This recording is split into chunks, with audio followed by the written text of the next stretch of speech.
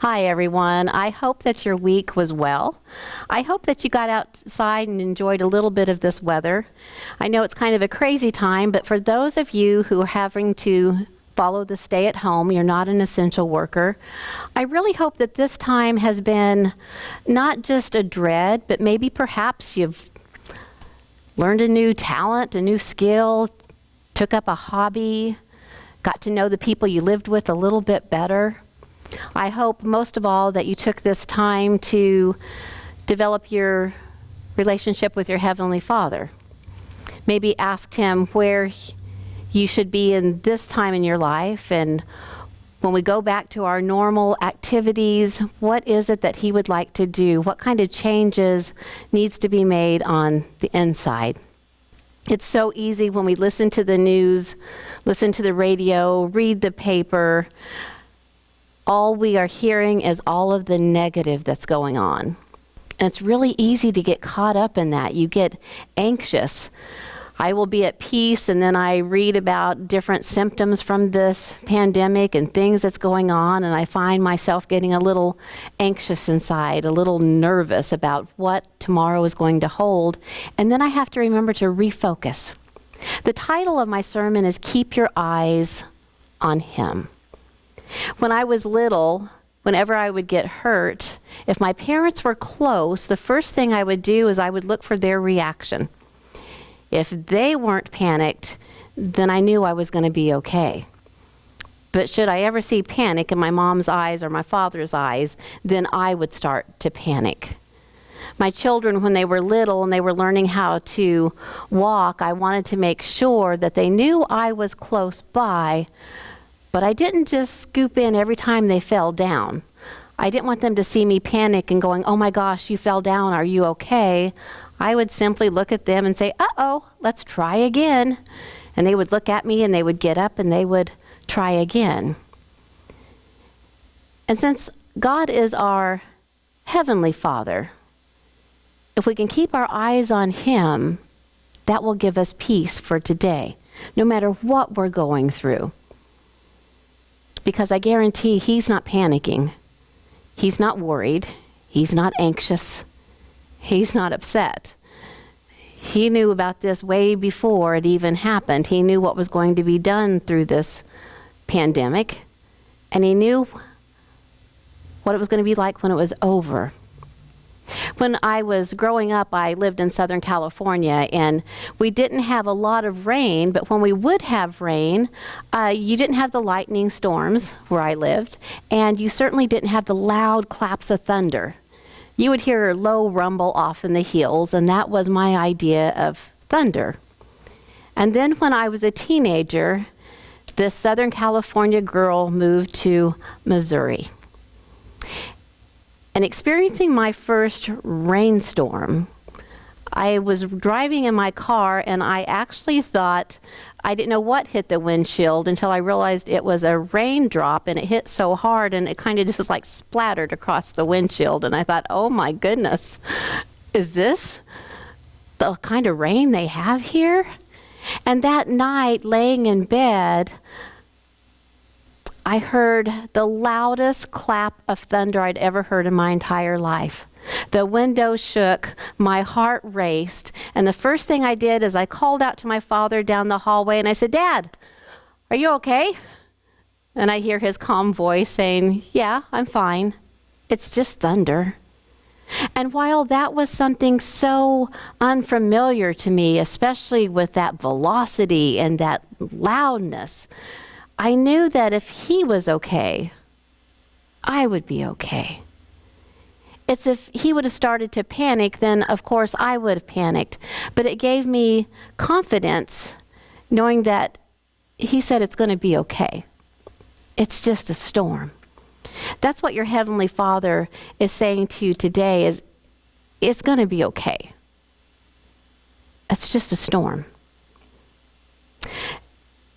And to help maybe give you a few verses to get you through this uneasy time, the verses that I want to read are found in Psalms chapter 91, and I'm going to start at verse 1.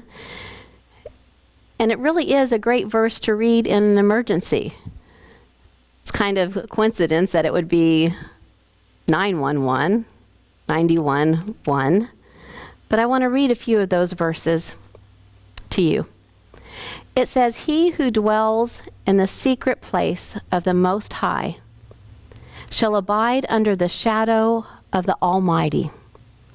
I will say of the Lord, He is my refuge and my fortress, my God.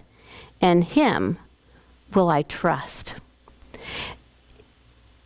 It says that we will abide in His shadow and that He's our refuge and our fortress.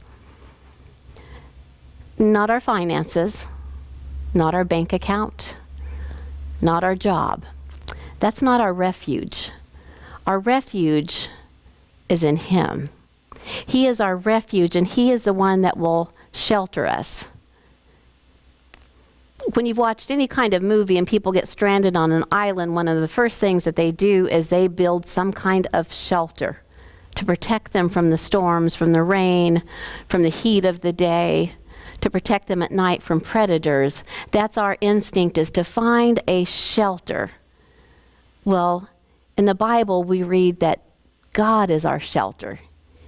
He's our protection. We run to Him, and it says that we then can abide under the shadow of the Almighty. Verse 3 says, "Surely He shall deliver you from the snare of the fowler and from the perilous pestilence. He shall cover you with His feathers, and under His wing you shall take refuge. His truth shall be your shield and buckler. You shall not be afraid of the terror by night, nor of the arrow that flies by day, nor of the pestilence that walks in darkness, nor the destruction that lays waste at noonday. 1,000 may fall at your side, 10,000 at your right side, but it shall not come near you, because you have made the Lord, who is your refuge, even the Most High, your dwelling place." We are going through a storm of sorts right now. And living in Missouri, where there are tornadoes,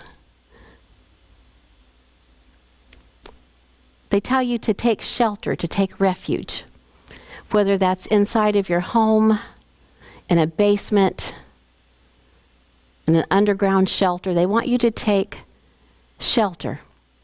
And you may hear all kinds of things going on the outside, but you know that you are dwelling in a place of safety.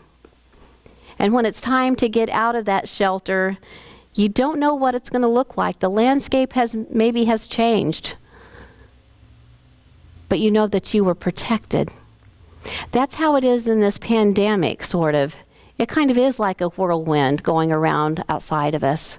But if we run to our Heavenly Father, who is our refuge, who is our strength, who is our protection, that even when this is all over and we don't know what the landscape is going to look like physically, emotionally, financially, or spiritually, as long as we have kept our eyes on Him and watched His reaction and dwelt in the safety of His arms, then we know that we're going to be okay.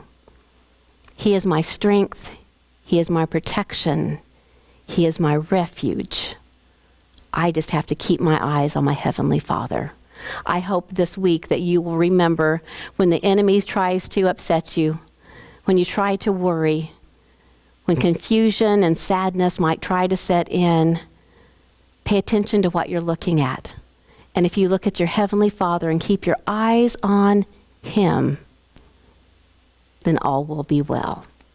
God bless you, my friends.